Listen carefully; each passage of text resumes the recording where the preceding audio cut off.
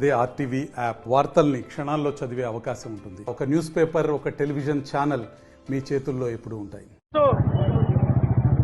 భారత బంద్ సందర్భంగా భద్రాచలపట్నంలో బాలలందరూ కూడా కలిసి బాలల ఎస్సీ వర్గీకరణ వ్యతిరేక సమితి ఆధ్వర్యంలో ఈరోజు బంద్ని చేయడం జరుగుతుంది. ఇలా కేవలం బాలామాదిగలు చిచ్చు పెట్టి ఓటు బ్యాంక్ రాజకీయాల కోసం ఇలా అన్ని కులాలను వాడుకుంటున్నారు. ఈరోజు వర్గీకరణ చేయమని చెప్పేసి చంద్రబాబు నాయుడు ఆ రోజు ఏదైతే బీజం వేసిండో ఇదే బీజాన్ని కృష్ణమాదిగా పట్టుకొని ఈరోజు మాలలు అభివృద్ధి చెందారు, ఉద్యోగాలు తీసుకుంటారు, అన్ని రకాలుగా మాలలు ముందుకెళ్ళిపోయారని చెప్పేసి కృష్ణమాదిగా ఒక తప్పుడు నివేదిక ఇవ్వడం జరుగుతుంది. ఇవాళ ఎక్కడో మాలలు అభివృద్ధి చెందారో చెప్పాలి. ఇవాళ కేవలం మాదిగలు కూడా అభివృద్ధి చెందారు. ఆ రోజు రాజశేఖర రెడ్డి గారు ఉన్నప్పుడు ఉసామేహరా కమిషను దేశవ్యాప్తంగా తిరిగినప్పుడు 29 రాష్ట్రాల్లో వర్గీకరణ వద్దని చెప్పి 23 రాష్ట్రాలు చెప్పింది. వర్గీకరణ చేయమని 6 రాష్ట్రాలు చెప్పింది. అయినప్పుడు కూడా ఈ రాజకీయ నాయకులు, అగ్ర కులాల నాయకులు కేవలం మాలల ఆత్మగౌరవాన్ని దెబ్బకొట్టే విధంగా తయారై అన్ని పార్టీలు వర్గీకరణ చేయమంటుంది. అంటే మీ పార్టీలలో మాలలు లేరా? అభివృద్ధి చెందారా? మీ మాలలను బయటికి పంపించారా? ఇలా వామపక్ష పార్టీలు కూడా మేము అడుగుతున్నాం. మీరు పేదల పక్షాన నిలబడుతున్న పార్టీలు కూడా ఇలా మాలలకు అన్యాయం చేస్తున్నారు. మీరు ఇవాళ 33 సంవత్సరాల నుంచి ఇలా వర్గీకరణ పేరుతో మాలల్ని ఆత్మగౌరవాన్ని దెబ్బకొడతారు.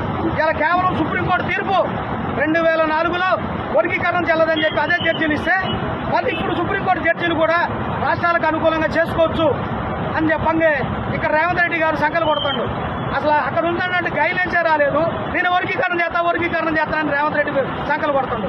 అటు చంద్రబాబు నాయుడు మేము చేసేస్తాం అంటున్నాడు. ఏంది మీరు చేసేది? భారత రాజ్యాంగంలో ఎస్సీ వర్గీకరణ అనేది ఎక్కడా లేదు కాబట్టి 32 సంవత్సరాలు ఈ వర్గీకరణ ఆగిపోయింది.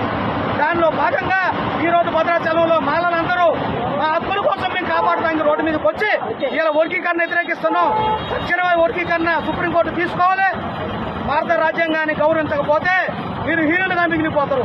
చంద్రబాబు నాయుడు అంతు చూస్తాం. మేము రేపు జరగబోయే ఎలక్షన్లో అక్కడ మాలలు చంద్రబాబు పంతం చూస్తానికి సిద్ధంగా ఉన్నాం. ఇక్కడ కూడా నరేంద్ర మోడీని కూడా మేము ఒకటే అడుగుతున్నాం. ఇలా దేశవ్యాప్తంగా అన్ని జాతులు ఒకటి చేసి మీరు అభివృద్ధి చేయాలి తప్ప ఒక జాతికి కొమ్ము కాసి ఒక జాతిని విచ్ఛిన్నం చేయాలని ప్రయత్నం చేస్తే మీ ప్రభుత్వాలకి కాలగర్భంలో కలిసిపోతాయి. బిడ్డలారా మీరు అనుకుంటారు భారత రాజ్యాంగం చాలా గొప్పది, అంబేద్కర్ గొప్పవాడు, ఈ రాజ్యాంగం ఈ దుర్మార్గులు ఉంటారని తెలిసే ఈ రాజ్యాంగాన్ని పకడ్బందీకి రాసి ఆయన చనిపోవడం జరిగింది. ఆయన హక్కుల మీద ఈ ప్రభుత్వాలు ఏర్పడ్డాయి. ఎలక్షన్ రాంగే అంబేద్కర్ కాలు పట్టుకొని నీ హక్కులు మేము కాపాడుతాం, నీ జాతి కోసం మేము ఉంటామని చెప్పేసి ఓట్లు వేసుకున్నాక అక్కడ కులాలారా సిగ్గుండాలరా మీకు. ఈరోజు రాష్ట్ర వ్యాప్తంగా జరిగే బంద్కి మాలలు పిలుపునిచ్చారు. వర్గీకరణ వద్దని కోర్టుని వ్యతిరేకించి ఈరోజు బంద్కి పిలుపునియడం జరిగింది. ప్రతి ఒక్క మానవాళ్ళు కూడా రోడ్డెక్కి ఈరోజు ధర్నాలో పాల్గొంటున్నారు. వీళ్ళందరినీ ఈ నరేంద్ర మోడీ గారు ఇలాగా చికాకు చేయడం అనేది కరెక్ట్ కాదు. ఈ కాంగ్రెస్ పార్టీ అయినా గతంలో మాలలందరూ సపోర్ట్ చేసి కాంగ్రెస్ పార్టీని గెలిపిస్తే ఈరోజు రేవంత్ రెడ్డి గారు వర్గీకరణ చేస్తానంటాడు. అది ఎంత మటుకు సంభవం?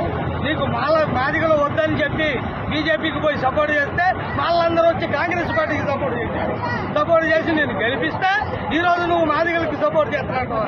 ఇది ఎంత మటుకు కరెక్ట్? రేవంత్ రెడ్డి గారు మీరు ఆలోచించండి. ముఖ్యమంత్రి గారు ఆలోచించి ఒక నిర్ణయం తీసుకోండి. మాలల తోళ్ళకు వచ్చిన ప్రతి ఎవరు కూడా మిగలలేదు.